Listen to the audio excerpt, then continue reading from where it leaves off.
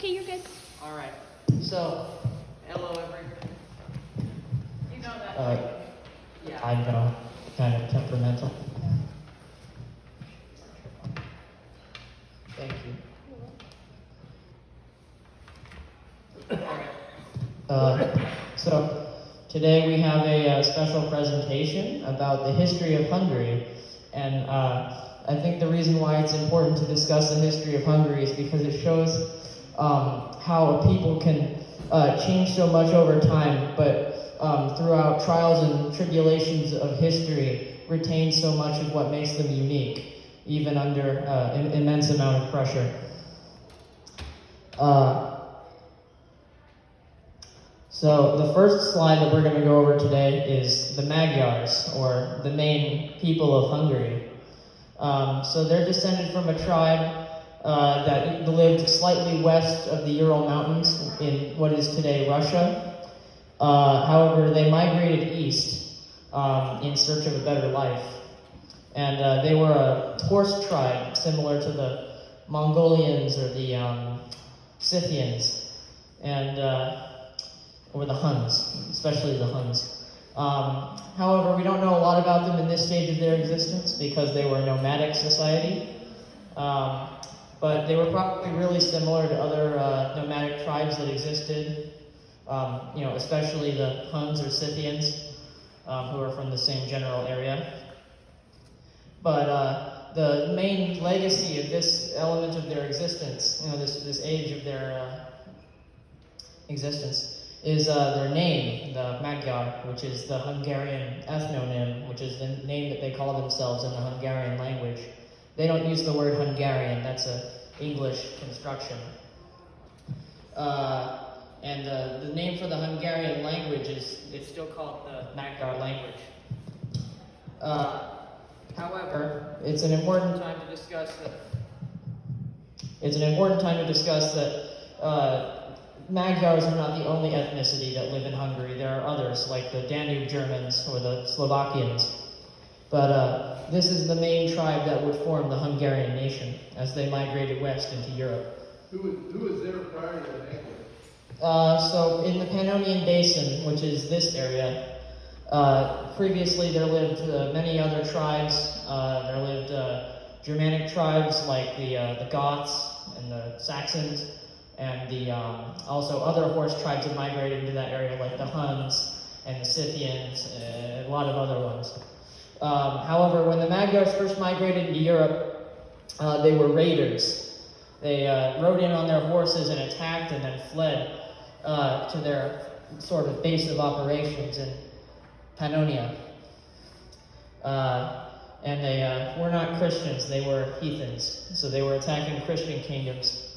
And the main power that resisted the Hungarian advances into Europe was the Holy Roman Empire, who we talked about a little bit last time. But the Hungarians lived as nomadic raiders across Europe until their final defeat in 955 by Otto the Great of the Holy Roman Empire. Why were they called Huns, or what, Hungarians if it's Magyar? Well, you see, Europeans couldn't keep all their nomadic tribes invading them straight. So they called them Hungarians because they thought they were the Huns who had returned. But the Hungarians, the Magyars, obviously knew that they were not Huns. They were a different tribe, but the name stuck. And when they arrived in Pannonia, which was the Roman name for Hungary, they call it Magyarország, which means land of the Hungarians. And Hungarians still use this word as the name for their country. They don't call it Hungary. They call it Magyarország. And when they settled down, they abandoned nomadic life and adopted the European way of living and settled cities and towns. And the land of Pannonia was very good for the Hungarians because they lived as nomadic tribes and they had sufficient pasturage in Pannonia for their horses. But over time, this pasturage started to decay and not become as optimal for the nomadic lifestyle, which is what triggered their conversion to living in sedentary societies. And the Carpathian Mountains formed Hungary's northern and eastern border. It's a mountain range that surrounds the Pannonian Basin on the east side. So now we need to talk about their conversion to Christianity, which happened in the year 1000. So obviously they were not Christians originally when they started invading Europe, but as they started to settle down and enter into peaceful relations with European countries, they decided that it was time to convert to Christianity so they could have good relations with other countries. So they founded the Hungarian monarchy out of the Hungarian Grand Chiefdom, which the dynasty that had been ruling over Hungary before its conversion, the Arpad dynasty, decided to convert to Christianity. And they had relations with the Greeks, who called their country West Turkey, because they thought the Hungarians were related to the Turks, which was correct. And the Hungarians gave up their nomadic lifestyle, and they created this, which is the Holy Crown of Hungary, which is the most important Hungarian national relic. It's well over 1,000 years old, and it still exists today. It's in the Hungarian Parliament building, but it's had quite a journey throughout history. It even, later on in history, ended up at Fort Knox in America because it was saved from destruction by the communists during World War II, which was quite a remarkable thing. It was later returned to Hungary. The communists saved it, or the Americans? No, the American army, when it was invading Hungary during World War II, made sure to save the Holy Crown of Hungary from being destroyed by the Soviet army. So now we need to talk about a little bit more of what happened after Hungary converted to Christianity.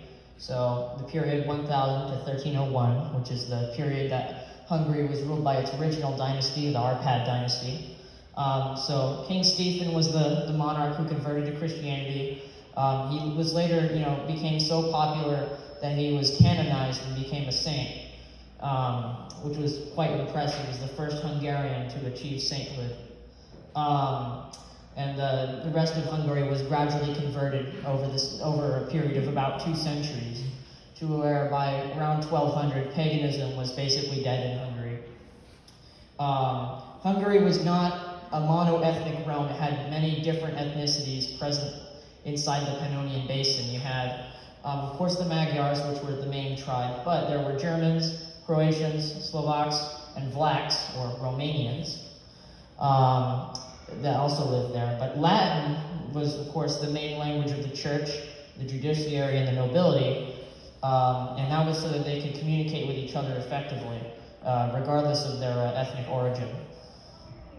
And despite this, sort of chaotic ethnic and religious, chaotic ethnic and linguistic diversity, the thing that held all Hungarians together was that they were members of the Catholic Church, and they prospered together under the Christian faith. So here's a map of Europe in about 1000 to 1100, and Hungary right here. And Hungary's borders remained basically the same throughout its entire existence until 1918, but we'll get to that. Which color is Hungary? Hungary is this little purple blob right here. And then this is the Holy Roman Empire. Poland is right here. And then to the east you have the Russian principalities, which were not united. And then to the south it had a border with the Byzantine Empire, which was a declining power at this time because of the Turkish invasions. The Byzantines were Greeks? Yes, they were the Greeks. Just clarifying. And also Serbia was on the border to the south. But the reason why Hungary's borders remain the same is because it had the Carpathian Mountains extending on its eastern border, which served as a natural wall against invasion. So, as Hungary switched over from tribal society to feudalism, it became a respected power in Eastern Europe, which was quite a large country, with a lot of natural resources at its command. And in 1102, it merged with Croatia under a personal union, which is when two countries have a common monarch. This union with Croatia lasted until 1918. And after the extinction of the Arpad dynasty, the Hungarian nobles switched over to electing the king from among themselves, or by choosing a successful noble from a foreign country. And Hungary had quite a productive agricultural economy. It was a very large exporter of grain to Europe, and became pretty wealthy compared to some other European countries which were suffering from endemic poverty. But Hungary did have a couple shakeups. There were the Mongols, who invaded from the east, coming over the Carpathians. But as Hungary they were quite adept warriors, and they had adopted the Western European methods of combat. You know, the mounted knights, and really knights were the core of the Hungarian army. But also they retained their traditional steppe methods of warfare. The horse archery was quite prevalent among Hungarians. But they fought well against the Mongols and eventually drove them out. But by the time the Mongols had reached Hungary, they were starting to run out of steam with their conquests. So it was really quite a short-lived affair. But after that, they also suffered the Black Death, but so did everyone else. And they lost quite a bit of their population to that. And in the eastern region of Transylvania, which you may have heard of from a certain novel by Bram Stoker, they brought in Germans from the Holy Roman Empire because they were famed for their castle building skills to build castles along the passes going out of the Carpathians in order to provide a strong defense against Turkish invasion. And these Germans were settled in these areas, and they became German majority areas surrounded by Hungarians and Vlachs. But the German way to refer to Transylvania is called Siebenbürgen, which means the land of the seven castles. So we're getting a phone call? Oh, okay. And they became the first of the Hungarian Germans, which the Germans in Hungary were quite a big demographic until eventually they started to, well, we'll get to how they started to decline. Everything was going quite well for Hungary until, first we need to talk about John Hunyadi. So, he was born in 1407 at Hunyad Castle, Transylvania, but now it is known as Hunedoara in Romania. And he died August 11, 1456 in Belgrade, Kingdom of Hungary, now Belgrade in Serbia. So John Hunyadi was a noble, a Hungarian noble, but he had Vlach ancestry. His family was from Wallachia in Romania. And he began his career as a lower-ranked noble, but he was by no means had a small estate. His estate totaled 40 villages, which is quite a bit. And he distinguished himself as a warrior against the Turks, who were starting their invasion into Hungary. And that's in the next slide, but I thought it would be important to explain this first. He studied the combat methods of the Bohemian Hussites, who were they were a rebel group in Bohemia, all the way up here around Hungary's northern border, who had revolutionized European warfare by being the first Europeans to really adopt firearms and use them successfully against the Bohemian monarchy. But John Hunyadi was quite interested in these new methods of warfare, and he adopted them for the Hungarian army. And eventually he was promoted to voivode, or governor of Transylvania, which was quite an accomplishment for somebody of a rather low rank like him. And he led many successful battles against the Turks, and the Pope and the Emperor supported his crusade against the Turkish invasion of Europe. And eventually he became the regent of Hungary, which was a really astounding act of upper mobility for a person who was not even a baron. John Hunyadi was a small-holding noble. But his successes started to decline as the Ottomans started to gain more and more the upper hand in attacking Hungary as their conquests grew. However, the Ottomans, I need to talk about the regency. He became regent of Hungary during a period of instability following the death of the king, which was quite it's a very large shakeup whenever the king dies. So Hunyadi helped smooth it out, and he ruled Hungary during the infancy of the new king. However, the Ottomans began another offensive, and they started besieging Belgrade. And Hunyadi and his troops relieved the besieged city and liberated it from Ottoman control. But the celebration was short-lived as he died of disease in his camp. The end. That's how John Hunyadi died. But his legacy was quite important, as also he became the father of one of Hungary's kings, which we'll talk about later, his son Matthias Corvinus. You might have heard of him. But he was known as the only fear of Turks, which is quite a nickname if I do say so myself. And this is what he looked like, his portrait. Now the portrait is a little bit, I would say not a little bit, but was produced quite a long time after his death, so this is what somebody imagined John Hunyadi might have looked like. But, and then here is his son, Matthias Corvinus, who was the second son of John Hunyadi because his first died. He was born February 24th, 1443 in Kolozsvár, or Klausenberg was the German name, Transylvania. And he died April 6th, 1490 in Vienna, Imperial Archduchy of Austria. So he became elected to the throne of Hungary after Ladislaus, who was the king that John Hunyadi ruled as the regent for when he was a child.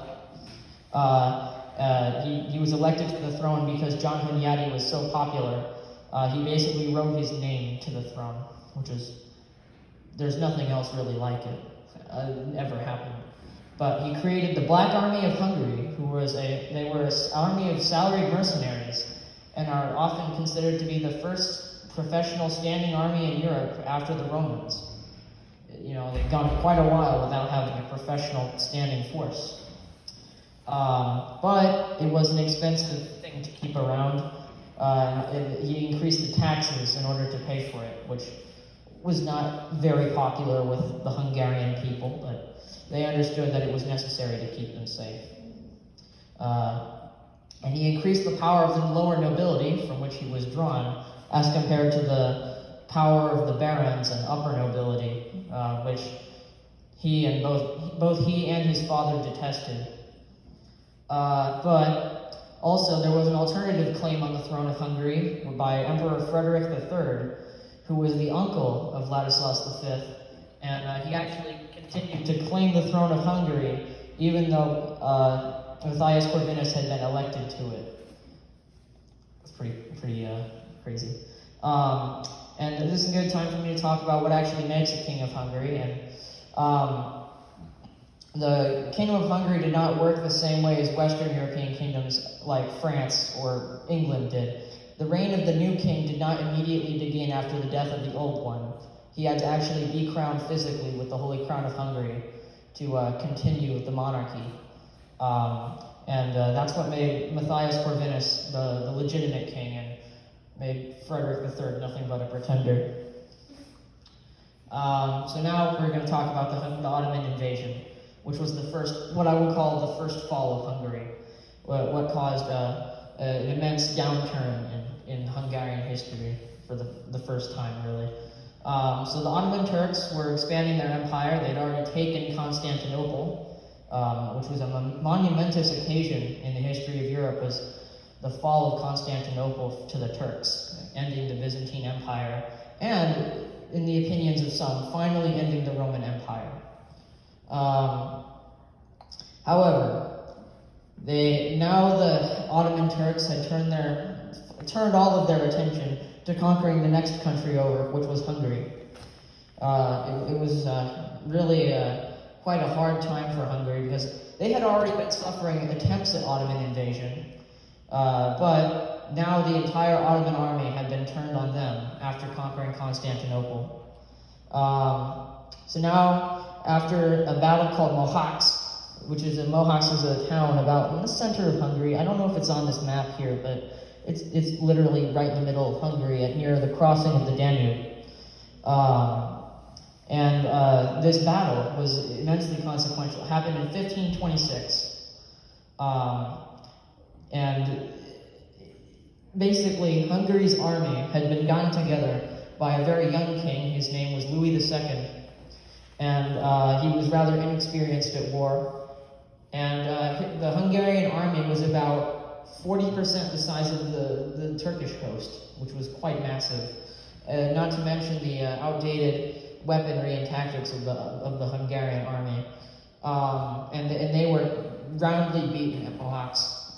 And this is what opened the door to all of Eastern Hungary becoming an Ottoman vassal state. Louis II actually died at Mohacs.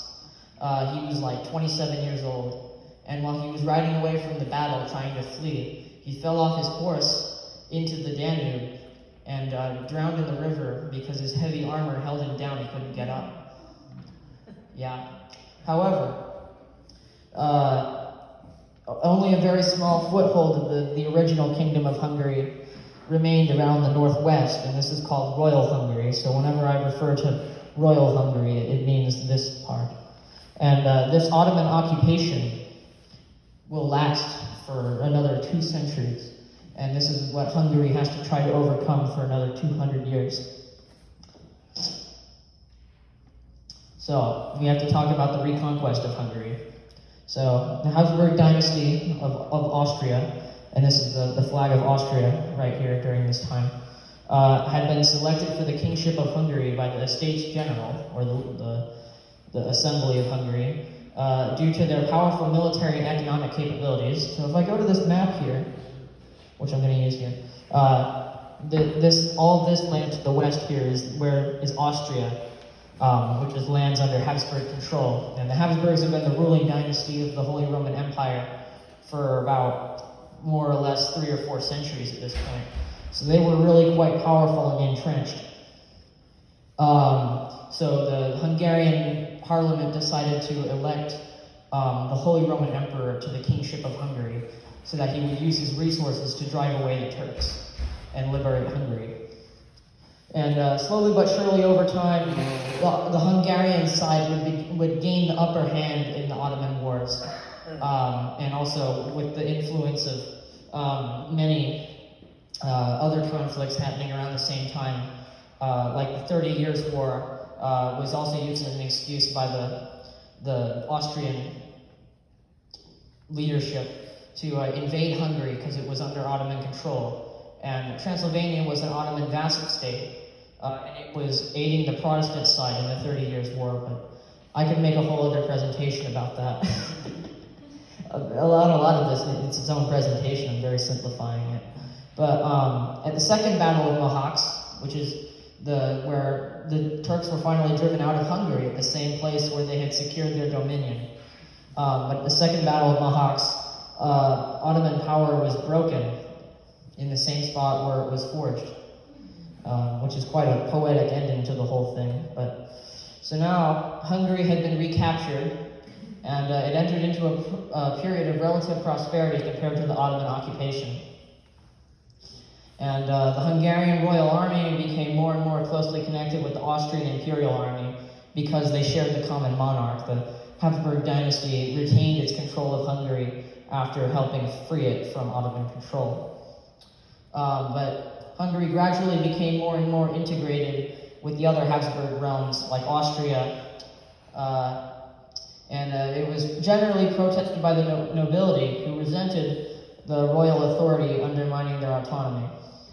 And there were a couple of revolts during this period, mostly characterized by noble doesn't like what the king is doing, gathers together his small army, tries to attack, doesn't win, revolt is put down.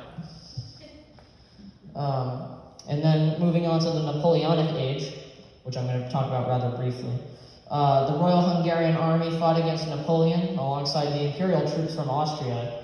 And during this period, royal control in Hungary started to become more and more centralized as the Habsburgs needed to drive the entire efforts of the country behind defeating Napoleon. And the Hungarian Grenadiers, pictured here, were some of the most famous units in the Habsburg army because of their vigor in battle. They would charge right into the enemy and bring him down. And the Royal Hungarian Army contained 12 regiments of foot and 10 hussar regiments. And hussars were a special type of Hungarian cavalry that were famous for their fast speed and their quick attacks.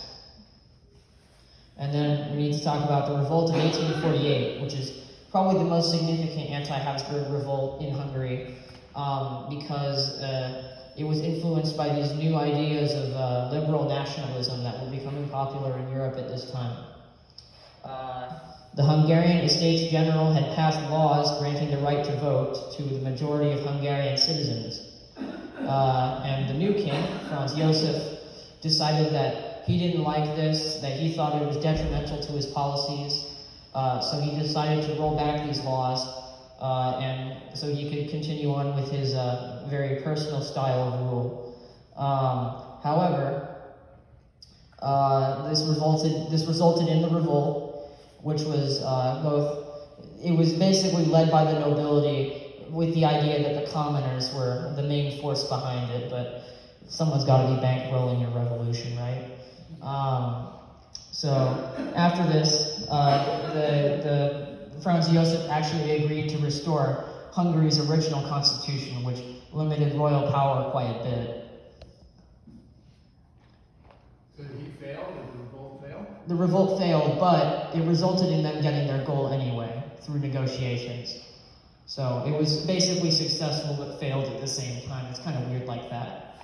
But, so now we're going to talk about Franz Josef, the man himself. So he was born August 18th, 1830, at Schönbrunn Palace in Vienna, in the Imperial Archduchy of Austria. And he died November 21st, 1916, in the same place he was born, Schönbrunn Palace, Vienna, the Imperial Archduchy of Austria. But, he ruled from 1830 to 1916. Can you believe that? It's quite a bit. This guy was alive during World War I. And he took the throne of the Habsburg monarchies in 1841.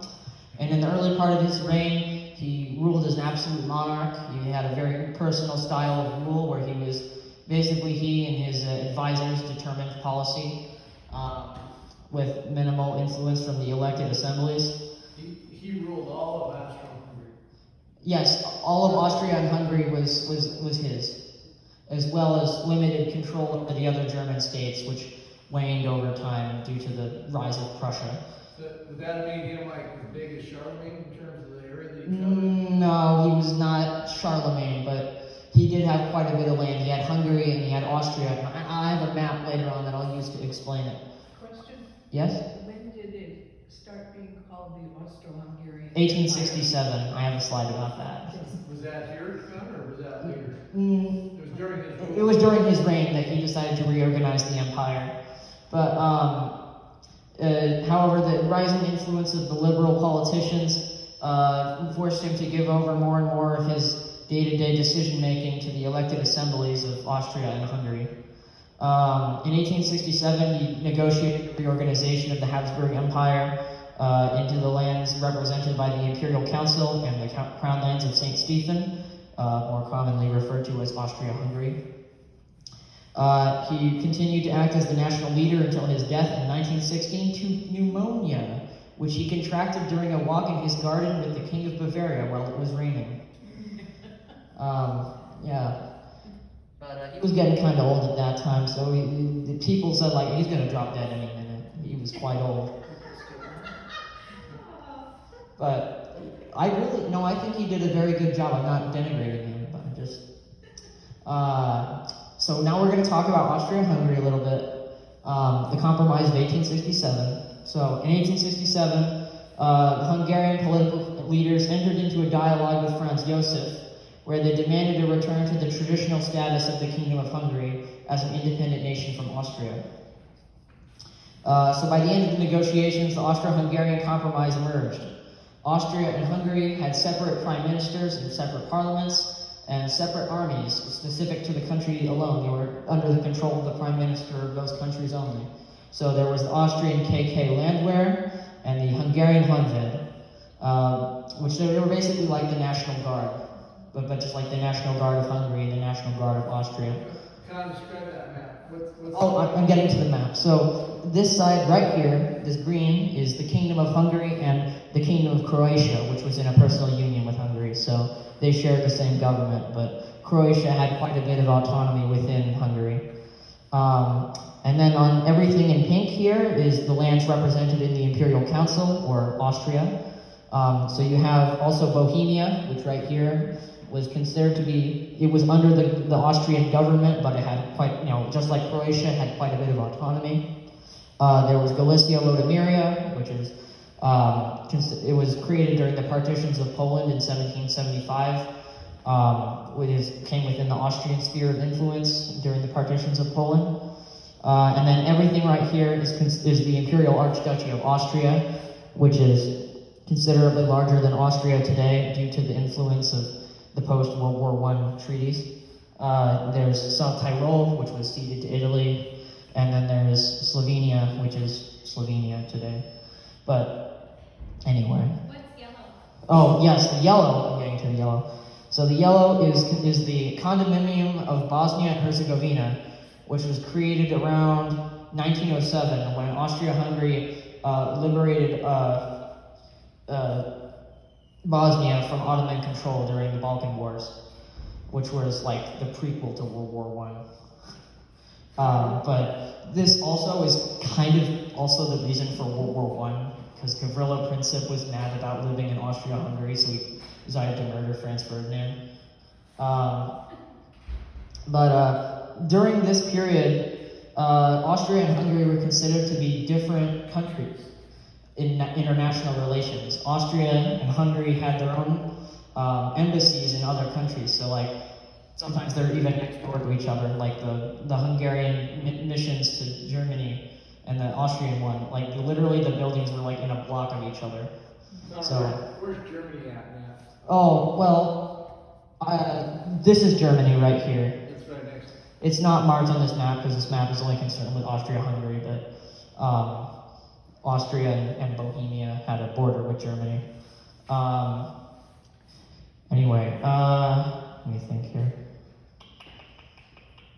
Oh, right. So they had their own separate money too. Austria used the, what was it called? The shilling was their money before. It was not called the shilling. I can't remember what it was, but it was not a shilling. But Hungary used the forint, which is actually what their money is called today. And that was broken up into 100 filler, but for the life of me, I should be able to remember what the Austrian money was called, but it's not important. But they had their own money. They had their own central banks. And let me think here again. Oh yes. So this period was marked by quite a bit of economic growth and prosperity for Austria and Hungary, due to the specialization of these areas into what they were best in. So Hungary had an economy that was thriving based on agriculture and mining, due to the Carpathians being rich in resources. Budapest became the center of industry in Hungary. Basically, all of their industrial was just concentrated in one area, which was Budapest. And then Austria focused, and especially Bohemia. Bohemia became very industrialized, focused entirely on manufactured goods. Anyway, so the Austria and Hungary put together were actually the third most industrialized country in the world, behind Britain and the United States, which was quite an achievement, considering that Britain basically started industrialization. America picked up on that pretty soon after, and then out here in middle Central Europe, you have this economic juggernaut, which will fall in 1918. Wait, hold on. I actually have something very special to show you guys today. I have the flag of Austria-Hungary in my jacket pocket. My dad said to bring this. Yeah, so. Imperial and royal. Right? Yeah. Kaiserlich and Königlich. So we have the Hungarian side over here with the Holy Crown on top of it. And then on the left side, we have the Austrian side, which is pretty cool. This is not actually the flag, though. This is the civil ensign, which was the flag that was flown by civilian vessels. But Austria and Hungary did not have a collective flag. This is the closest thing they had to a flag that was shared between both of them. But I just think it's really neat. Thanks, Dad, for suggesting that. Back to the presentation. So now we have to talk about the 19th century world and the shifting borders around Hungary. So Wallachia and Moldavia were united in 1859 by personal union under their newly elected prince Alexandru Ioan Curza, and became the Principality, later the Kingdom of Romania. So Romania was eyeing Transylvania because of the presence of blacks or Romanian speakers inside of Transylvania. I think Romania's claim to Transylvania is tenuous at best because of the presence of the Carpathian Mountains cutting the country in two. As well as the presence of Hungarians and Germans in Transylvania, just making it not make much sense to have it outside of Hungary, but I don't make that call. As well as the Kingdom of Serbia being created when it achieved its independence from the Ottoman Empire. It was eyeing the Serbian minority that was present in the voivodeship, which is if I can go back to this map here, I can roughly point it out. So the Banate and the voivodeship are this tiny area kind of right here above Serbia. It's in Serbia today due to Trianon, but they were starting to eye that location due to its minority of Serbians that lived there. And all of these claims on Hungary's lands, they were fulfilled in 1918 with the addition of others, which I haven't talked about. So on this map here, Romania looks like this, and then Serbia, which was created here, and then the newly unified Germany, which was in the process of invading France at this time because of the Franco-Prussian War, as well as Italy had been created, which I actually should mention. Italy wanted to claim parts of Austria-Hungary too, because of the presence of Italian speakers on the Dalmatian coast, on the other side of the Adriatic. So the reason why Italy joined into World War I is because they wanted to secure these lands where Italians lived as a minority. As well as actually in Hungary, there's a city, it's called Rijeka, which is in Croatia now, but back then it was called Fiume because it was majority Italian, and that was Hungary's access to the sea. So Hungary actually used to be a maritime power as when it was part of Austria-Hungary, and they based the Austro-Hungarian fleet was based out of Fiume. So now we need to talk about World War I, which is Hungary's national tragedy. Hungary entered into World War I alongside its partner country, Austria, to avenge the death of Franz Ferdinand at the hands of the Serbian government. And more than 7 million Hungarian men were mobilized in World War I, which was about maybe 4 to 5% of the country's population. It was quite a bit. Hungary initially succeeded in bringing Serbia to justice, but as the Russians became involved in the war, Austria-Hungary's military potency started to fall off a cliff, mostly due to internal conflicts inside the military due to people not speaking the same language, because officers in high command spoke German, but like the majority of the soldiers, they spoke a jumble of languages. Hungarian, which a lot of Hungarians knew how to speak German, because if you imagine you're living in Hungary, and 2 miles over there's a village where no one knows Hungarian and they only speak German, because it's a German village full of Danube Germans. So a lot of Hungarians had to learn how to speak German so they could communicate with their countrymen. There were also the Slavs who spoke a whole jumble of Slavic languages that high command just didn't get. There was linguistic conflict inside the Hungarian and Austrian army. There was it was a train wreck, the Austro-Hungarian army in World War I. Not to mention the incompetency of the high command under the general, what's his name? He's general staff guy, Konrad von Hundsendorf. He was a terrible general. In 1916, Franz Josef died, which was tragic. And his nephew, who is the third in line to the throne after Franz Ferdinand, his name was Charles. And actually, he had no idea he was going to be the king. We're going to get to his life, which was crazy, a little later on. But basically, Charles took over Austria-Hungary after the death of Franz Ferdinand, and he tried to pull Austria and Hungary out of the war. He tried to negotiate peace deals with the Allies, but the Allies weren't having any of it because they were trying to get. Yes, Dad? Was that a question? Ferdinand was Hans Joseph's. He was Franz Josef's nephew, because all of Franz Josef's children had died. A lot of them had really crazy stories on how it happened, but I'm not going to get to that. Anyway, basically all of Franz Josef's children were dead, and then Franz Ferdinand was literally the last guy he had left. And then they're really reaching for the bottom of the barrel when it comes to succession when they got Charles. But Charles takes over the government. He tries to pull Austria-Hungary out of the war, but the Allies, they want to break apart Hungary so they can get out all the nice stuff Hungary has.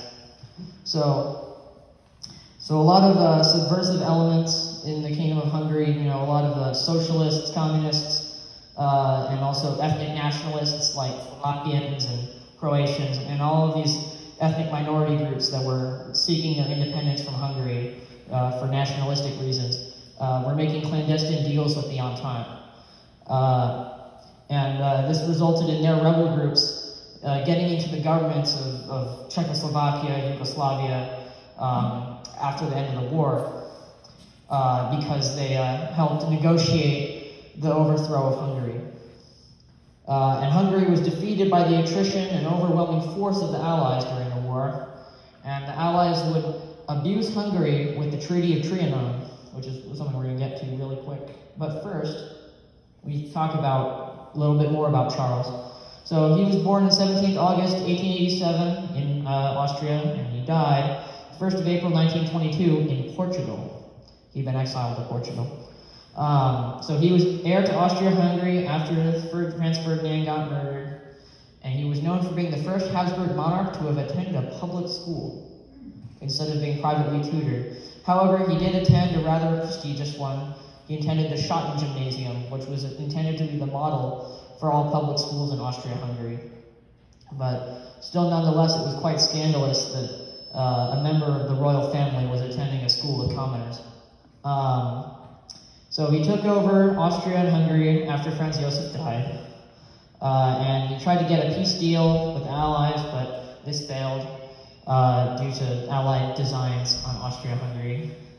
He got exiled in 1918 as a result of the peace deal. It wasn't much of a deal with Austria-Hungary, and he was exiled to first Switzerland, and he took his family with him. He had 6 children, and he was a very young man, and he already had 6 children with his wife. He was very devoted to his family. And he attempted to regain the throne of Hungary twice in 1921, but he was defeated by the post-war leader of Hungary, who was Regent Horthy. We'll talk about Horthy later. But after this, his family couldn't afford to live in Switzerland anymore because they lived in poverty, not having any money after they were kicked out of Austria-Hungary. So they had to go and live in Portugal, and they lived on the island of Madeira, which is this little island out in the Atlantic that is part of Portugal. But he lived for a while there, but then he also died of respiratory infection. I guess there's something about the Habsburgs that predisposes them to that, but he was a very pious man. He lived his life in the Catholic Church. He was very pious. He was brought up by his mother in the religion, and he was beatified by Pope John Paul II in 2004. He's on the 3rd last step to become a saint. He's only got one more step before he's Saint Charles of Austria.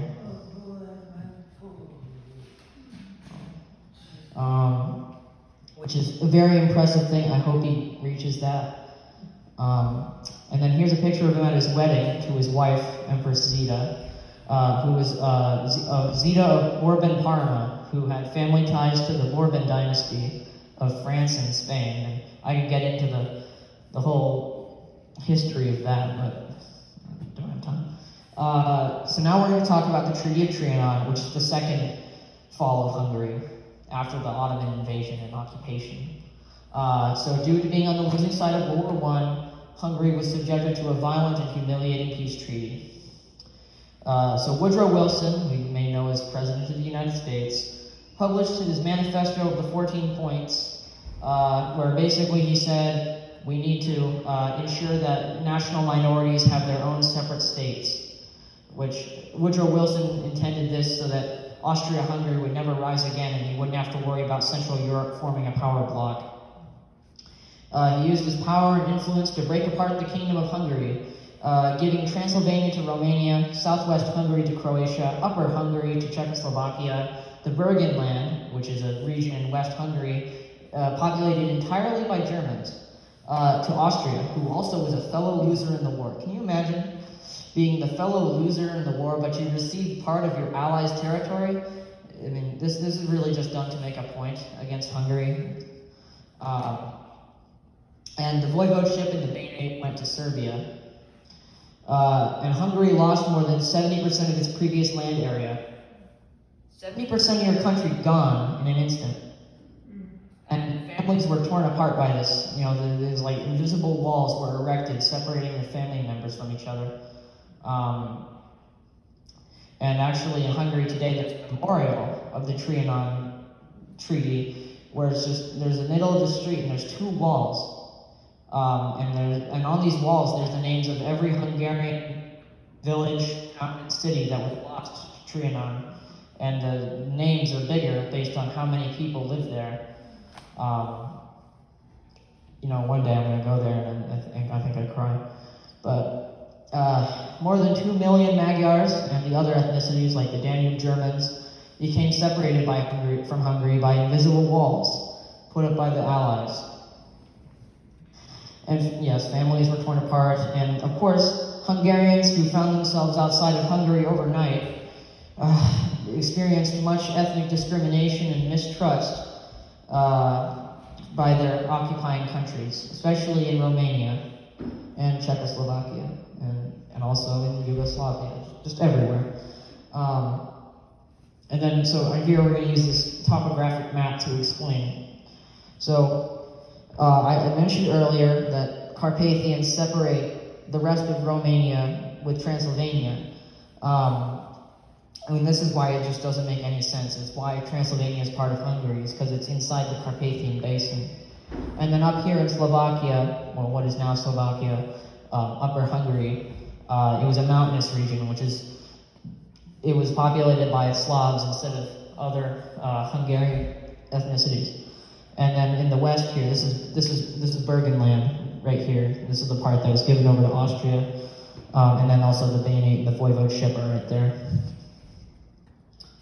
And then this is the county map of Hungary. So this is the post-Trianon borders of Hungary. Is this little spot in the middle? It's basically a reservation for Hungarians. And then this area on the outside here is the pre-war borders of the Kingdom of Hungary. And Hungary had 64 counties that made it up since 1876, after there was some reform.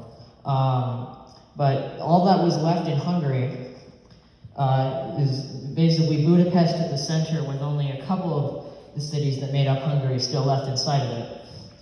And these new borders, they have quite a specific shape to them, and these borders were designed intentionally to exclude Hungary from as much natural resources and infrastructure that they could get away with.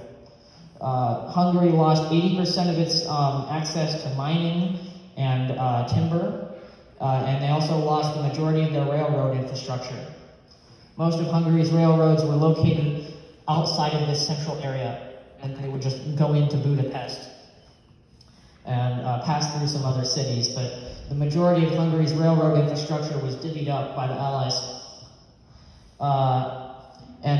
Budapest was the largest city, but other cities included Szeged, Pressburg or Pozsony, Gyulafehérvár, Esztergom, Kolozsvár or Klausenburg, which was the capital of Transylvania, Debrecen, Brasov, which is in Romania now, it's called Brasov, Fiume, Székesfehérvár, and Visegrad, and among others, which you might have heard of a couple of those cities before. Oh, sorry, we missed the ethnic map. So this is the ethnic map of the Kingdom of Hungary. Red areas are areas where the Hungarians comprise 90% of the population, or Magyars. The green area is in the north, or Slovakia. It's quite a bit of green right there, which is Slavic populations, but interspersed among them, especially in the major population centers in the cities, Hungarian Magyars were the majority. In Transylvania, it was quite an even distribution of a bunch of different types of ethnicities. Orange areas are German, red areas are Magyar, and the pink areas were Vlachs. And then in the south, we have green, a different type of green, which is the other Slavic inhabitants of Hungary, which is why Serbia, they were a minority there, so Serbia claimed that area. And then over here in the west, there's the Burgenland, which was German. And this ethnic map, very sorry about that. This ethnic map is the key to understanding the post-Trianon borders. But as you can see, the post-war borders of Hungary do not correspond to even the most heavily dense Magyar populated regions. There were still quite a bit of areas that would have clearly belonged to post-war Hungary if the treaty hadn't been so harsh. So now we need to talk about the post-World War I chaos and depression in Hungary, of which there was quite a bit. So communism was on the rise in post-war Hungary as economic downturn forced people to turn to communism. There was unrest in Hungarian towns and cities when they learned that they had come under foreign occupation. Like, imagine living in Kolozsvár and there's Romanian soldiers walking down the street telling them that they don't live in Hungary anymore, you live in Romania, right? So there was quite a bit of unrest and agitation against foreign occupation. The economy of post-war Hungary was in shambles due to its separation from around 60% or more of its economic output pre-war. Separation from their natural resources and their railroads was basically Hungary fell into famine. The new borders, like I said earlier, they purposely excluded Hungary from its valuable resources and industry.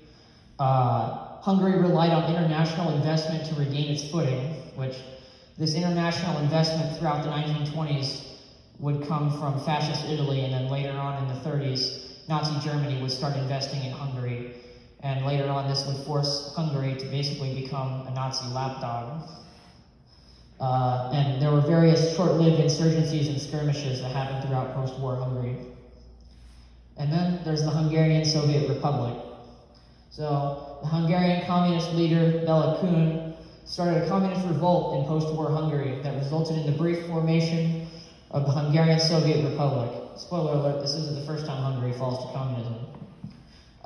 This prompted Miklos Horthy, who was a leader in the Hungarian Navy during World War I, to form the National Army and take back Hungary from communist usurpation. However, it was very short, but it is significant due to playing a large role in the creation of the Second Kingdom of Hungary in 1920. They also fought the occupying Yugoslav and French Romanian forces. So the French were helping the Yugoslavs and the Romanians occupy Hungary during this time as a result of the League of Nations mandate. However, it didn't have full control of the country. There were numerous small warlords resisting the communist government, but Miklos Horthy was able to rally together these disparate counter-revolutionary warlords to defeat the communists. Foreshadowing. So now we need to talk a little bit more about the man himself, Miklos Horthy de Nagybánya. So he was born 18th of June, 1868 in Kenderes, which is this rural estate in central Hungary. And he died 9th of February 1957 in Estoril, Portugal. This guy was also exiled to Portugal, just like Blessed Charles of Austria. There's supposed to be something about deporting unwanted Hungarians to Portugal. He was one of 8 children in his family, and he grew up in the large estate owned by his father, who was a member of the petty nobility. But he sought a life of adventure, and he pursued life in the Austro-Hungarian Navy.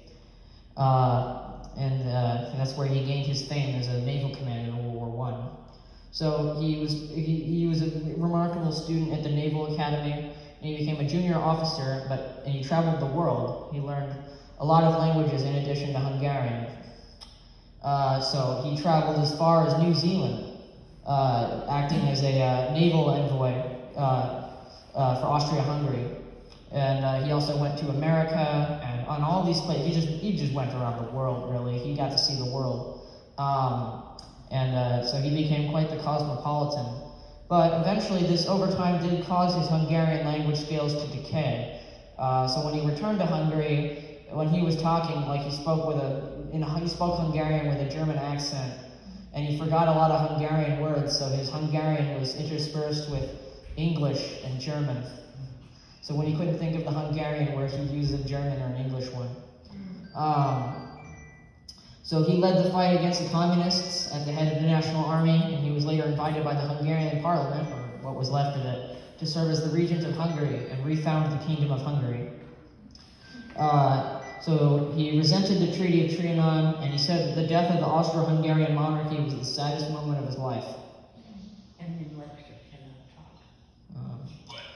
So he led Hungary until 1944 as the regent, and later he went into exile in Portugal, and he died in 1957. So he lived long enough to see the Hungarian Revolution of 1956. So now we're going to talk a little bit more about the Kingdom of Hungary as it was founded in 1920. So Horthy and the National Army regained control of central Hungary from the communists. And Hungary entered into a period of relative stability. However, the country remained in a state of poverty and economic trouble due to the devastation of the war and the new borders. So Hungarian society's entire collective consciousness was focused on regaining the pre-war lands of Hungary and reuniting the country and liberating the Hungarian citizens that had become stranded in the Entente zones of occupation. Horthy maintained his rule as regent of Hungary. And however, due to the Entente pressures, he was not allowed to have the rightful king, Blessed Charles of Austria, return to Hungary. Because if Charles was allowed to return to Hungary, the Allies would just invade and depose him again. Because it was a matter of Allied agreement that they said the Habsburgs will not rule in Hungary, which was a huge mistake. Hungary's economy would later recover, but became dependent on trade and investment with fascist Italy and Nazi Germany. And that's how they pulled themselves out of the most severe poverty. So they had food again, but at what cost? And this is also foreshadowing for Hungary's role in World War II. So now we're going to talk about Hungary in World War II. So Hungary was looking for opportunities to reclaim lands that had been lost during the Treaty of Trianon. Nazi Germany was rapidly expanding throughout Europe during the early stages of World War II, and Hungary basically just said, like, all right, I guess we got to ally with them, otherwise they're going to take us over. So they were basically forced to. And also, their economy was dominated by German and Italian interests, due to this economic dependency, they were compelled to become Germany's lapdog. So Germany rewarded Hungary for being its docile client state with the Vienna Awards, or packages of Hungarian lands that had become occupied during World War I, being returned to Hungarian control briefly. And we'll talk about the Vienna Awards in the next slide. So, however, of course, Nazi Germany demanded the deportation of Hungarian Jews to Germany, where they died during the Holocaust. So Horthy, after he learned about this, dismissed the Hungarian prime minister who was under Nazi influence. And then he appointed a new prime minister who was anti-Nazi, whose name was Miklos Kálay. And Horthy and Miklos Kálay protested the German dominance, and also they ended the deportation of Jews to Nazi Germany but obviously Germany said, enough with that, we're going to invade you, which is what happened. They were not strong enough to resist Hitler directly. So Horthy disliked the situation Hungary was in, and he attempted to make secret deals with the Allies and turn against Hitler. But as a result of the Nazi spies in Hungary, they learned about this, and they initiated Operation Marguerite, where they took direct control of the country. And it just goes without saying that this is one of the most shameful and dark chapters of Hungarian history right here. So now we need to talk about this, which is the map. So the yellow areas, in orange, are Hungary's borders during World War II. So the northern area, right here, which is the southern part of Slovakia, was the first Vienna Award, where they received areas that were Hungarian majority in Slovakia. The second Vienna Award was Carpatho, Ukraine, which was populated by Hungarians in Carpathia, as well as a Ukrainian minority. The third Vienna Award was the northern half of Transylvania, which was also majority Magyar. And then the final Vienna Award was the awarding of the northern areas of Serbia to Hungary. They did not achieve their pre-Trianon borders. So after the German invasion of Hungary and the completion of Operation Panzerfaust / Marguerite, Nazi Germany took over Hungary and placed basically a homegrown Hungarian fascist party in the control of the Hungarian government with the anti-Semitic Arrow Cross Party in control of the Hungarian puppet regime. So Horthy was forced to resign because the Nazis had his son in a concentration camp, and they said, if you don't sign over control of the country, we're going to kill your son. So he gave up control of the country over to the SS. And then also Horthy himself got imprisoned, and he was under watch by SS guards until the end of the war. So now Germany was in total control of Hungary. And under the control of Nazi Germany, the deportation and murder of Jews resumed in Hungary, which was very sad. What year was the German invasion? 1944. But so after the war, Hungary came into the Soviet sphere of influence as a result of the Paris Peace Conference. The Soviets claimed all of Eastern Europe as their zone of control. And they created, and also they returned Hungary to its pre-Trianon borders, so the Vienna Awards were for nothing. It was placed under the control of Hungarian Soviet sympathizers. And they created the new Socialist Republic of Hungary. So Hungarians, after this, would also endure decades of cruel socialist rule and poverty as a result of living in a one-party state with a planned economy. So due to socialist rule, all references to what Hungary had once been were eliminated. The education system was filled with communist propaganda to make the Soviets look good, and the Hungarian way of life was broken up and gradually replaced with Soviet conformity. Eventually, Hungary joined the Warsaw Pact, not of its own will, of course, and endured direct occupation by the Soviet army. So, Soviet Hungary. So, the dictator of Hungary, his name was Matyas Rákosi, and he ruled Hungary with a red iron fist. He considered himself to be Stalin's greatest pupil in Hungary, which, not good. So he conducted huge purges of anybody that he viewed as a threat to his power and control, and he used the secret police to maintain violent control when it was necessary. The economy was grossly managed by Rákosi, and the Hungarian people endured more famine-like conditions. It's a wonder they survived like decades of famine in a row after this. Basically, education was used as a tool to disseminate socialist propaganda and destroy traditional Hungarian culture, and eliminate and pacify religion. The Hungarian people were becoming fed up with these conditions, and they decided to do something about it, starting with the 1956 uprising against communist rule. So it began as a student demonstration against Soviet occupation, and it escalated into rioting, and eventually the Soviets appointed a new prime minister who was less bad, whose name was Imre Nagy. And eventually it escalated into rioting. The people and the Hungarian Socialist Army defectors, who defected from the Hungarian Communist Army, fought against occupying Soviet soldiers. And eventually Imre Nagy decided to unilaterally withdraw Hungary from the Warsaw Pact. And however, the Soviet Union invaded Hungary and deposed Imre Nagy, and replaced him with Janos Kedar, who was a Soviet collaborator.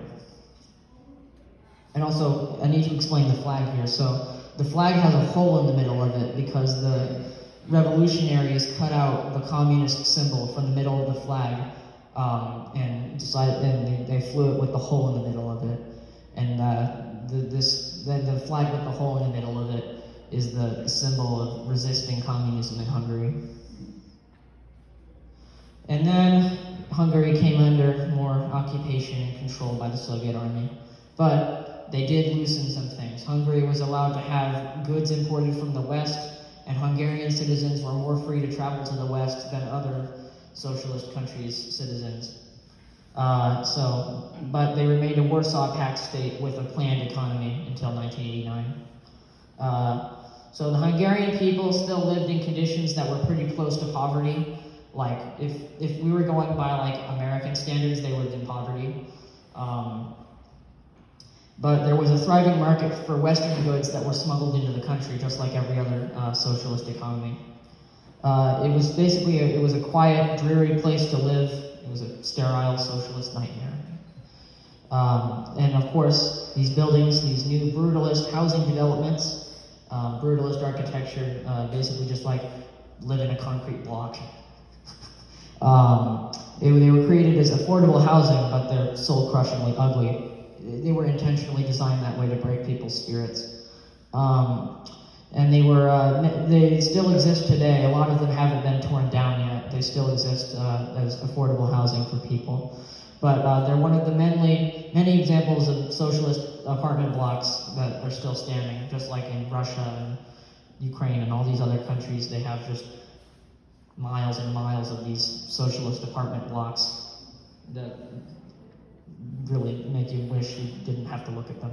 But however, in 1989, communism came crashing down. So the barbed wire fence on the border with Austria was dismantled, and Hungary, before that time, had making it even easier for their citizens to flee to the west by removing travel restrictions altogether. So obviously, independence was quite popular among Hungarian citizens. And the Soviet army actually withdrew from Hungary in 1989, which is how the country became independent. Basically, the occupying Soviet forces left, and free elections became allowed.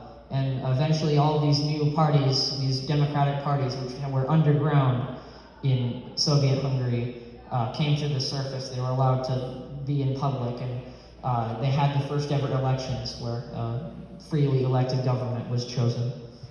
And then the new Republic of Hungary was proclaimed. So now we have to talk about Hungary basically since 1989.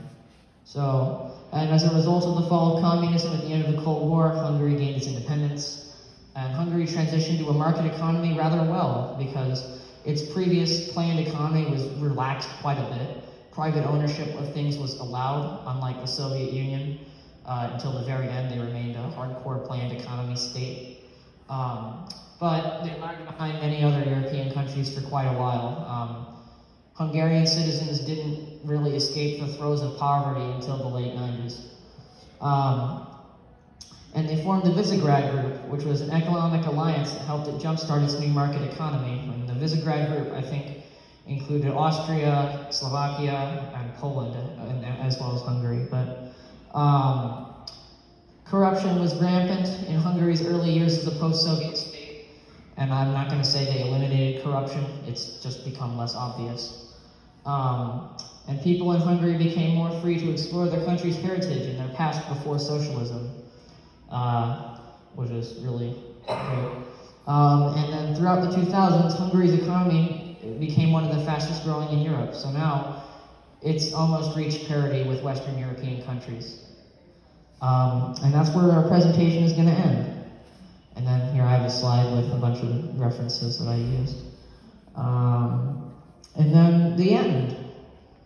Come and see my presentation again.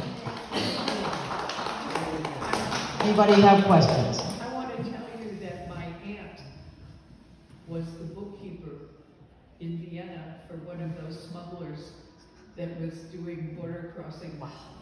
Yeah. She kept 3 sets of books. Wow. Yeah, there were, Persian carpets and silk and stuff Wow. from Hungary and Western goods into Hungary.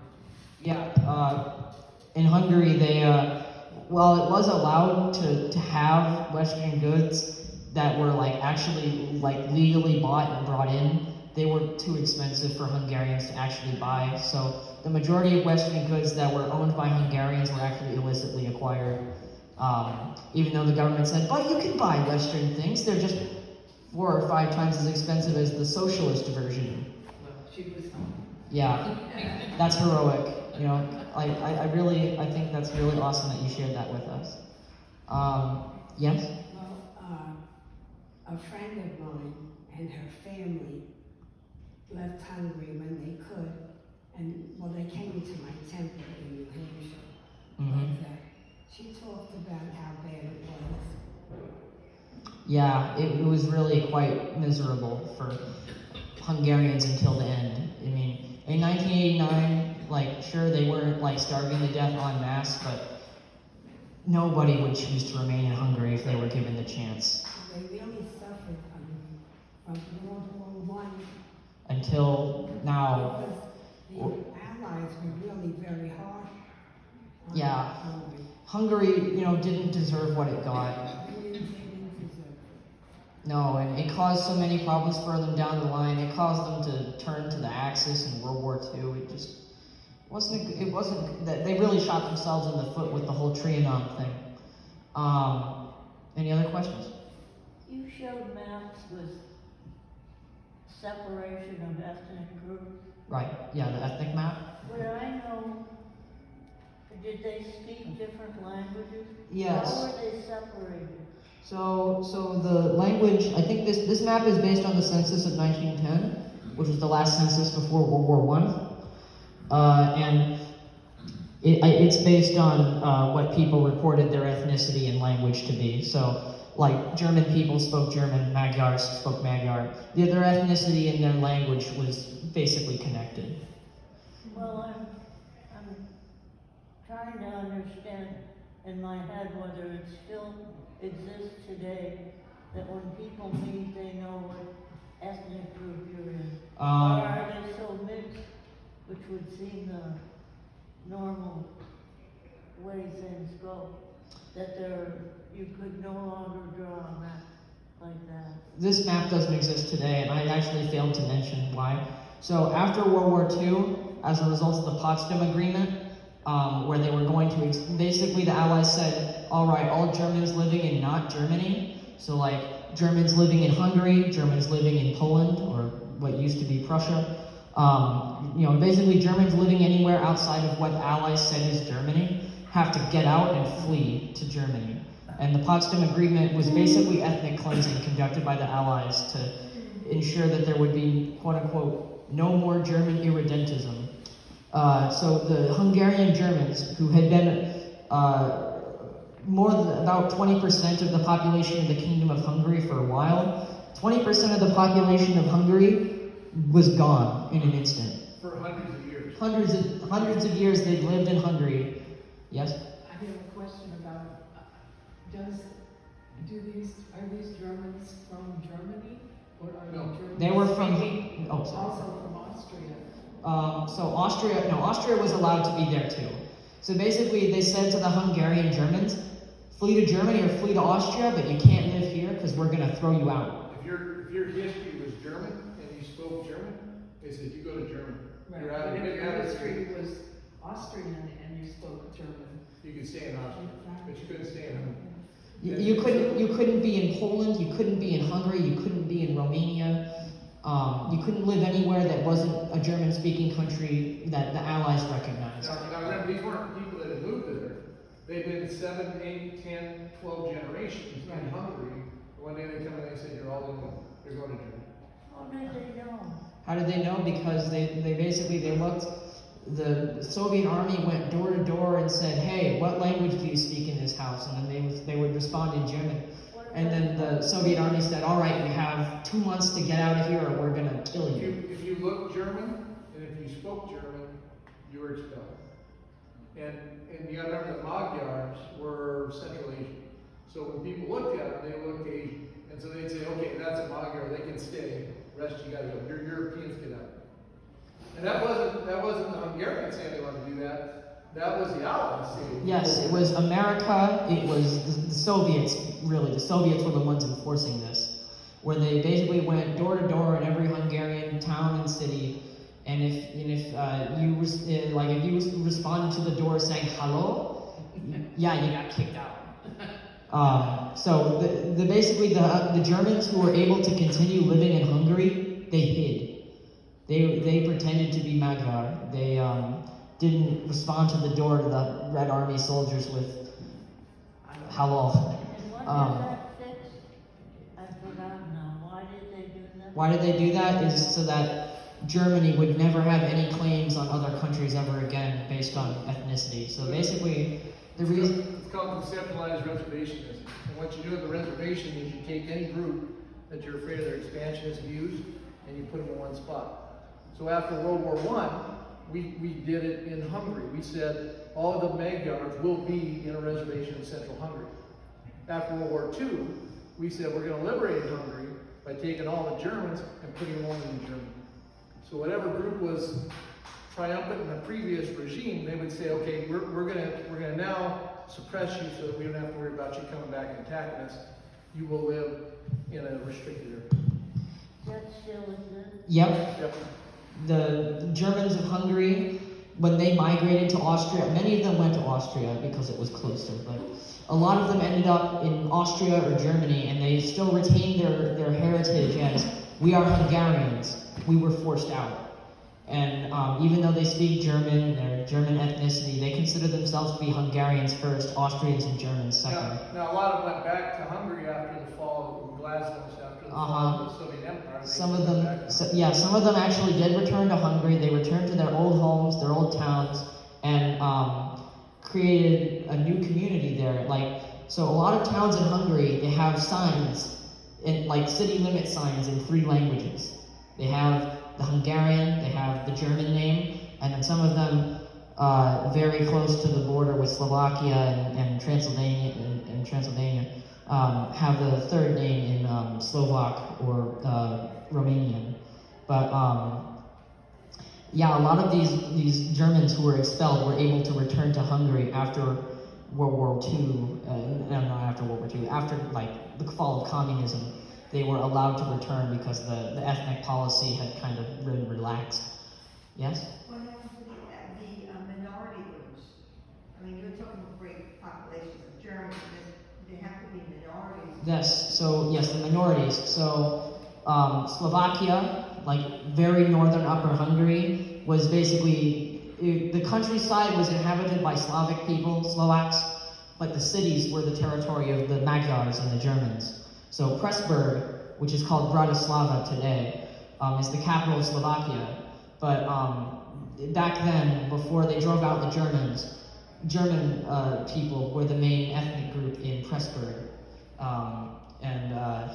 It was called Poszony in Hungarian.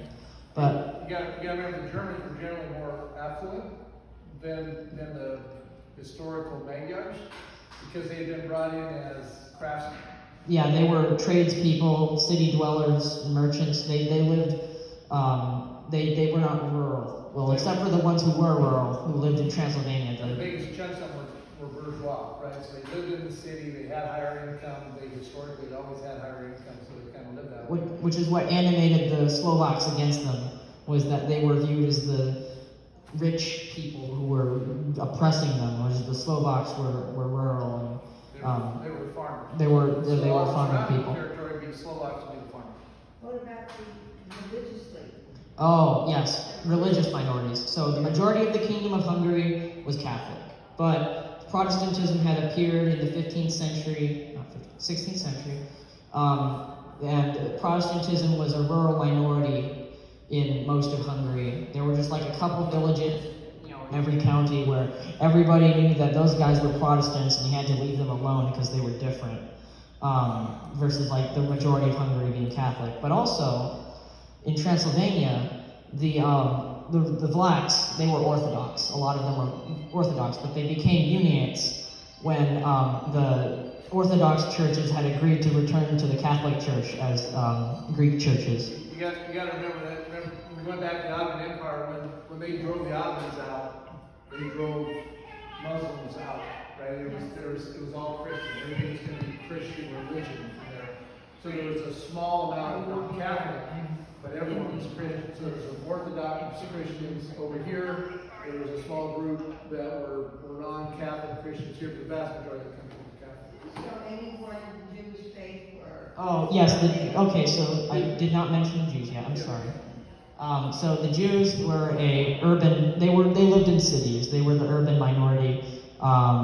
That they were very well-to-do because they were craftspeople and merchants and all of these things. But also, they were a respected minority, especially in Budapest, where quite a bit of them went to universities and became the intellectual class of Hungary. And also, after World War I, a lot of these intellectual Jewish Hungarians had to immigrate from Hungary due to the poverty.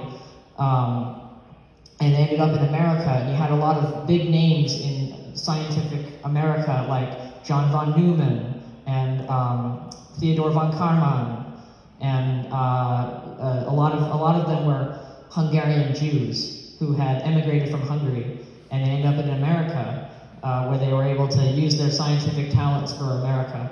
So World War I had destroyed a lot of the Jewish population. They had left of their own accord because of conflict. World War II comes along, and they were decimated. Right. There was not hardly any Jewish people left in Hungary. The ones that were in hiding. After World War II, did some Jewish people come back? Yeah, but so many of them died. So many have been relocated. A lot of them went to Israel. So there was a much smaller population of Jewish people in Hungary. What? They were always small. There was never a huge population of Jewish people in Hungary. They were always a minority. Yep. Oh, I thought you had a question. Yes. Sorry guys, they're telling us we gotta wrap up so the Super Bowl can go in. Oh, wow, they're gonna watch the Super Bowl. If Okay. there's one more question, you can answer one question. Yes? I wanted to make an observation. Okay. In my head, an emphasis on keeping an ethnic group together rather than splitting them up is a recipe for later problems in which it's easy to